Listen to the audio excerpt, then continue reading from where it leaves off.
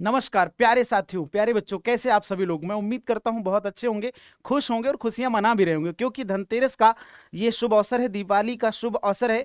और आज के दिन देखिए, दिवाली के दिन धनतेरस के अवसर पर ही आप सबके लिए बहुत बड़ी खुशखबरी, और ये खुशखबरी लेकर के आया है यूपीपीसीएल में अकाउंट असिस्टेंट की वैकेंसी, जो कि सहायक लेखाकार की वैकेंसी के नाम से है, यूपीपीसीएल लेकर के आया है।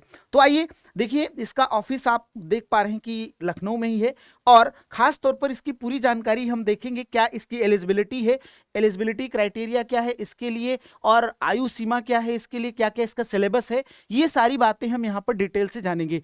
तो आइए, बहुत ही शानदार चीज आ चुकी है, बहुत ही अच्छा सुनहरा अवसर आ चुका है आप सबके लिए। तो शुरू करते हैं। इस पद का नाम क्या है, इस वैकेंसी का नाम क्या है, ये जरा देख लेते हैं। वैकेंसी का नाम क्या है? तो देखो भाई, वैकेंसी क्या है, किस नाम से? सहायक लेखाकार की वैकेंसी है, सहायक लेखाकार की वैकेंसी है, यानी कि असिस्टेंट अकाउंट की वैकेंसी है। अब इसमें पद जितने भी हैं, पद यानी कि रिक्तियों की जो संख्या है, रिक्तियों की संख्या है वो कितनी है, ये आप सीधे जान लेंगे, रिक्तियों की संख्या कितनी है। खास तौर पर इसकी एलिजिबिलिटी क्या है, ये सारी बातें यहाँ पे जानेंगे। तो आइए समझते हैं। देखिए, पद का नाम क्या है? तो पद का नाम है सहायक लेखाकार असिस्टेंट अकाउंटेंट, जिसमें जनरल के लिए, अनारक्षित के लिए यहाँ पे 79 पोस्ट है, 79 पोस्ट है, और ईडब्ल्यूएस के लिए, आर्थिक रूप से पिछड़े वर्ग के लिए 18 पोस्ट हैं, अन्य पिछड़ा वर्ग के लिए कितनी पोस्ट हैं? 47 पोस्ट हैं, और अनुसूचित जाति यानी एससी के लिए यहाँ पे 37 वैकेंसी है, और यहाँ पे एसटी के लिए, शेड्यूल ट्राइब्स के लिए कितनी वैकेंसी है? 5 वैकेंसी है। तो ये है रिक्तियों का कुल विवरण, और पूरा अलग अलग आरक्षित और अनारक्षित श्रेणी के अनुसार। अब आइए देखते हैं इसका, इसकी एलिजिबिलिटी क्या है, इसका सिलेबस क्या है, सारी चीजें हम यहां पर जानेंगे डिटेल से। तो देखिए भाई, आवेदन करने वाले अभ्यर्थियों के पास क्या क्या चीजें होनी चाहिए, ये सारी चीजें आप यहां से देख सकते हैं। आवेदन करने वाला जो है उसके पास क्या क्या डॉक्यूमेंट्स होने चाहिए। तो आवेदन करने वाले अभ्यर्थियों के पास आधार कार्ड, विद्यमान फोटो युक्त पहचान पत्र होना चाहिए, और उनका नाम, ये सारी चीजें यहाँ पे होनी चाहिए। उसके बाद दूसरा सेक्शन है यहाँ पे वेतनमान, यानी इसकी सैलरी कितनी होगी। तो देखिए, 5वें वेतनमान के अनुसार अगर देखा जाए, यानी कि 5वें वेतनमान के अकॉर्डिंग देखा जाए, तो ये 29,000 यानी कि 29,800 से लेकर के 94 तक ये वेतन है, सैलरी है। अन्य भत्ते इनके जो हैं, ये Uttar Pradesh power corporation limited के द्वारा क्या किए जाएंगे, लागू किए जाएंगे। फिर इसके बाद में अनिवार्य शैक्षिक योग्यता क्या है, सबसे बड़ा बिंदु जो है, सबसे बड़ी जानकारी ये आपके लिए है कि इनकी शैक्षिक योग्यता क्या है। सबके लिए ये वैकेंसी नहीं है, ये उन्हीं लोगों के लिए वैकेंसी है जिन, जो लोग वाणिज्य से क्या है, ग्रेजुएट हैं, जो लोग वाणिज्य से क्या है, ग्रेजुएट हैं। जरा देखिए ध्यान से, सब लोग समझने का प्रयास करेंगे। देखिए, वैकेंसी का नाम है असिस्टेंट अकाउंटेंट, किसी मान्यता प्राप्त विश्वविद्यालय या डीम्ड यूनिवर्सिटी से, या केंद्र अथवा राज्य सरकार के एक्ट के द्वारा वाणिज्य में स्नातक होने चाहिए। यानी कि यहां पर आपकी डिग्री क्या होनी चाहिए, ग्रेजुएशन जो होना चाहिए वो आपका कॉमर्स से होना चाहिए। ग्रेजुएशन किससे होना चाहिए? कॉमर्स से होना चाहिए।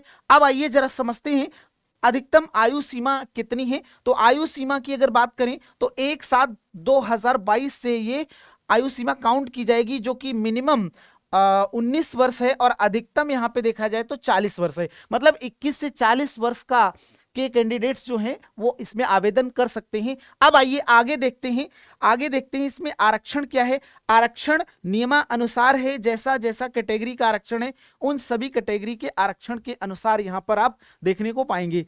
तो देखिए, आयु सीमा में छूट उनकी कैटेगरी के आधार पर यहां पर आपको देखने को मिलने वाली है।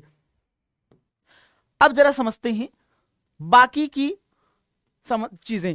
तो देखो, आरक्षण, आरक्षण की जो सीमा है कि आरक्षण संबंध में उत्तर प्रदेश शासन द्वारा समय समय पर जारी एवं कॉर्पोरेशन द्वारा अंगीकृत शासनादेशों के द्वारा निहित प्राविधानों के अनुसार ही आरक्षण के नियम लागू होंगे। जैसा जैसा कैटेगरी के अकॉर्डिंग आरक्षण की सुविधा है, वो आरक्षण सबको दिया जाएगा। अब आइए देखते हैं इसके बाद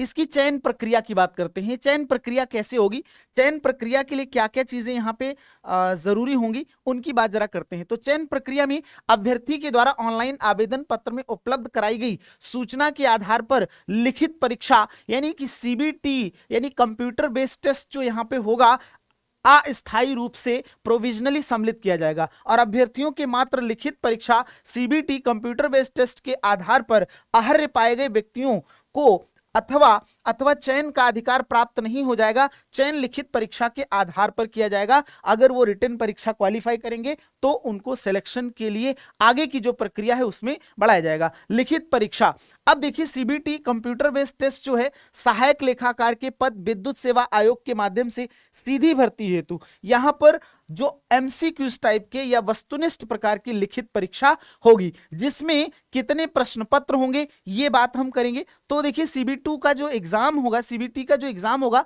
इसमें 2 भागों में इसको बांटा जाएगा। प्रथम भाग में क्या होगा, प्रथम 50 प्रश्न होंगे और द्वितीय भी कितने होंगे, 150 प्रश्न होंगे। अब प्रथम भाग में क्या क्या आने वाला है और द्वितीय भाग में क्या क्या आने वाला है ये चीजें आप जान लीजिए। कुल मिला के आपका 200 नंबर का पेपर होगा। कितने नंबर का पेपर होगा, 200 नंबर का पेपर होगा। और जरा समझिए इस बात को पूरा,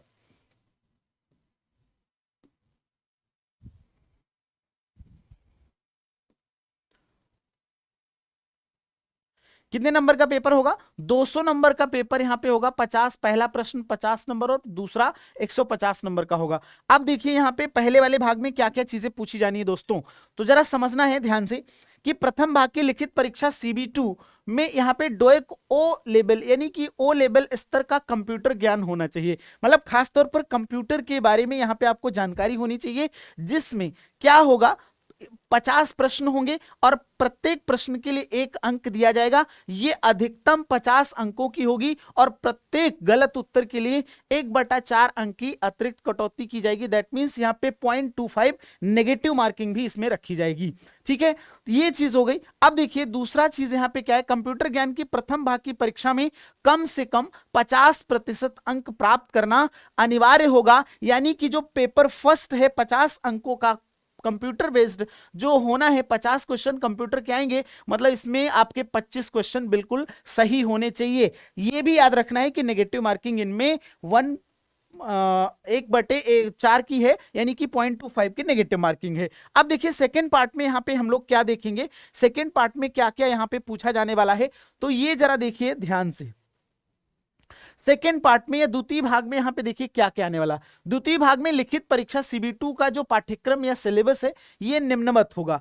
इसमें क्या क्या पूछा जाएगा ये जरा ध्यान से समझ लीजिए। इसमें जनरल इंग्लिश, जनरल हिंदी और अरिथमेटिक पूछी जाएगी। तीसरा यहाँ पे section accountancy, auditing and income tax से संबंधित यहाँ पर क्वेश्चंस होंगे। और confirming on the graduation standard, जो आपने ग्रेजुएशन में पढ़ा होगा, अकाउंट की डिग्री जो आपने ली है, वाणिज्य की डिग्री ली है, जिसको आपने पढ़ा है वहां से रिलेटेड क्वेश्चंस आपके आएंगे।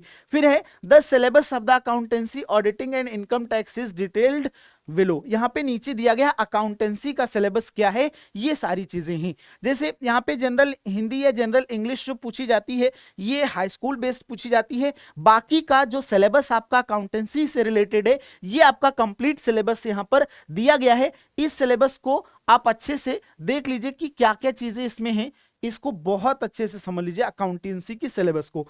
दूसरा देखिए भाई, अकाउंटेंसी में ये देखिए trading profit loss and account and balance sheet है, बिल्स ऑफ एक्सचेंज है, सेल्फ बैलेंसिंग है। अब मींस अकाउंटेंसी का ये कंप्लीट सिलेबस यहां पर आप देखने को पाएंगे।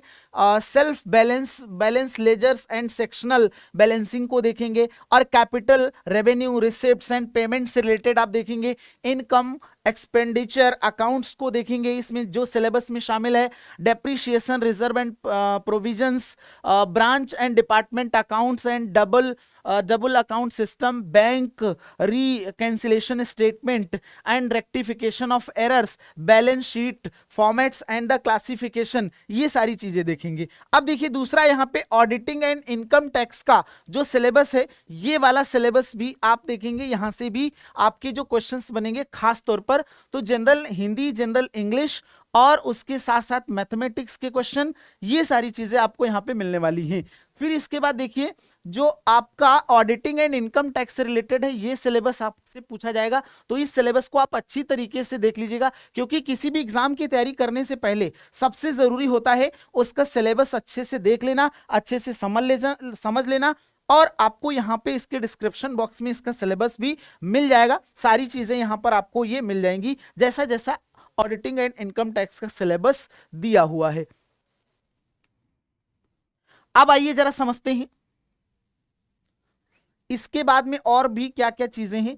अब देखिए सेंटर्स की अगर बात की जाएगी, जो परीक्षा के केंद्र होंगे, परीक्षा के स्थान होंगे, परीक्षाएं यथासंभव लखनऊ, मेरठ, आगरा, वाराणसी शहरों में होंगी और अभ्यर्थियों की संख्या के आधार पर विशेष परिस्थितियों में परीक्षा के स्थान में बदलाव भी किया जा सकता है या परीक्षा के जो सेंटर्स हैं उनमें भी चेंजिंग की जा सकती है। फिर इसके बाद देखिए जो आपके प्रमाण पत्र हैं, प्रमाण पत्र से रिलेटेड अगर हम बात करें, जो आपको रिजर्वेशन मिल रहा है, जो आपको आरक्षण मिल रहा है, आरक्षण से रिलेटेड आपको यहां पर अपने प्रमाण पत्र भी प्रस्तुत करने होंगे और सही जानकारी भी आपको फॉर्म में भरनी होगी। तो आइए आगे बढ़ते हैं। आगे देखिए शारीरिक स्वच्छता प्रमाण पत्र, वैवाहिक स्थिति, जैसा जैसा यहां पे डिटेल भरना है ये सारी चीज अपना डिटेल सही से भरेंगे, ठीक है। फिर इसके बाद में आवेदन शुल्क, आप उसकी वेबसाइट पर जब जाएंगे तो वहां से आप अपना आवेदन शुल्क कर सकते हैं, कितना आवेदन है ये सारी चीजें भी आप यहां वेबसाइट पर जाकर के देख लेंगे। जो यूपीपीसीएल की वेबसाइट है, यूपीपीसीएल की वेबसाइट पे सारी चीजें यहां पर उपलब्ध हैं। अब सबसे इंपॉर्टेंट बात यहां पर हम आपको बता दें, जो आपके लिए इंपॉर्टेंट डेट्स हैं कि कब से कब तक ऑनलाइन एग्जाम, जो एग्जाम का नोटिफिकेशन है इसमें फॉर्म आप भर सकते हैं, तो ये डिटेल आपको जानना जरूरी है। महत्वपूर्ण तिथियां कौन कौन सी हैं, तो भाई आइए समझते हैं, देखते हैं। पहला देखिए विवरण, ऑनलाइन आवेदन पत्र पूर्ण करने की तिथियां क्या हैं। तो 8/11/2022 से, मतलब नवंबर से 28/11/2022 तक ये फॉर्म भरा जाएगा और उसके बाद में net banking, credit card, debit card इत्यादि के द्वारा जो आपकी फीस सबमिट करने की डेट है वो भी 8/11/2022 से लेकर के 28/11/2022 है। फिर इसके बाद जरा देखते हैं कहां कहां से आप आवेदन कर सकते हैं, कैसे कैसे आवेदन कर सकते हैं। तो इसके लिए लिखा हुआ है स्टेट बैंक ऑफ इंडिया के चालान के द्वारा शुल्क जमा करने की तिथियां, जो भी यहाँ पे ऑनलाइन मोड्स हैं इससे आप कर सकते हैं, ठीक है।